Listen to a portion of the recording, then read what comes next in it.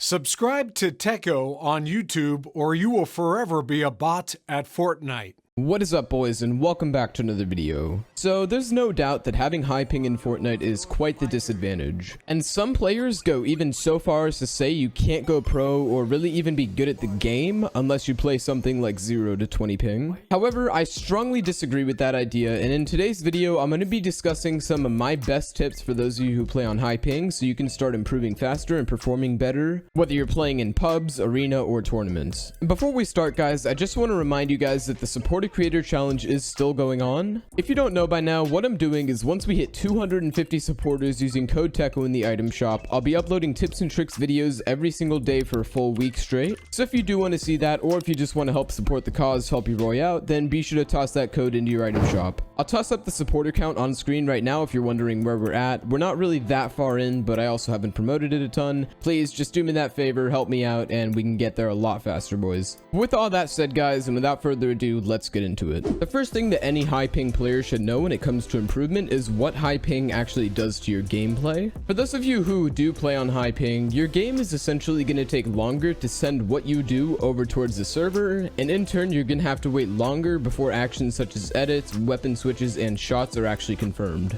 Just to clarify, ping and FPS do not have anything, like, they're not the same thing. FPS is basically how many times your screen refreshes per second, but you can still have like 240 FPS and like 300 ping. That would basically just mean that your game looks super smooth, but your actual like in-game stuff is delayed. With that said though, this disadvantage is quite frustrating, but you can still work around it fairly easily, notably by playing slower overall. If you're on high ping, then playing slower and allowing everything you do to properly reach the server is going to be your most consistent way to play, as opposed to a fast play style where it's easy to miss builds or edits. Now that it's clear though why high ping is a disadvantage, and we know what high ping actually causes in your gameplay, next up we're going to discuss how you can actually play mechanically when you're on high ping. When it comes to mechanics on high ping, the key is definitely going to be to play a lot slower and more controlled, as I said. Since your actions take a longer time to actually reach the server, it's critical that you're more intelligent about the moves you make. Now, that's not to say that you can't do some retakes or some fancy piece control techniques, but those are going to be significantly harder to do, which is why I recommend keeping them to a minimum, at least if you're trying to play as optimal as you can. When you're fighting on high ping, your main focus should be on right hand peeking. Due to your weapon switching and shot delay, it's going to be a lot less realistic to simply hop into somebody's box, but it's not overly difficult to hit your shots on a right hand peek. As well as that, when you're on high ping and you're in a fight, try to stay a box or so away from your opponent instead of getting up too close. That way you'll have more room to play with and more time to react if they decide to try and jump on you. Bonus points if you can avoid being inside a box altogether and just be on full offense during your fights, like out in the open, obviously with ample cover considering your situation. However, with that said, if it's ever possible for you to be fully on offense in your fights, definitely take that opportunity. Since it's so hard to hold a wall on high ping, especially if your opponent is on something low like 0 to 20, it really does help if you're the one being aggressive and controlling the pace of the fight. That way you can avoid these situations as much as possible. Overall though, when it comes to your mechanics on high ping, just prioritize making the best use of each individual build and edit, and really take the time to ensure each play you make is intelligent and optimal. Since your moves are going to take a lot longer to perform than the average players, the best thing you can do is ensure that you're making the most out of each and every one of them. Another massive tip when it comes to high ping gameplay is going to be the importance of having insane aim. While you can still have solid mechanics on high ping, the truth is you're going to be hindered quite a bit in that department. What you'll notice with a lot of high ping players who place high in tournaments is their aim is absolutely incredible. Since your mechanics are going to be inevitably held back by high ping, the best thing you can do is simply practice your mechanics and get as good as you can with those, and then from there start practicing your aim an absolute ton. That way it balances it out. Essentially what I'm saying is use your insane aim to make up for the mechanical struggles that you're going to run into. Since I have done aim guides in the past, I don't want to get too in depth about it in this video, but to keep it fairly short, here are a few aim methods that I recommend using. First up in aim methods, it's just going to be to use a normal target based aim trainer. If you're on PC, getting an app like Kovacs is great, or you can use this awesome in-game aim trainer by my boy Don Wazzy, which you can find using the code 802268424965.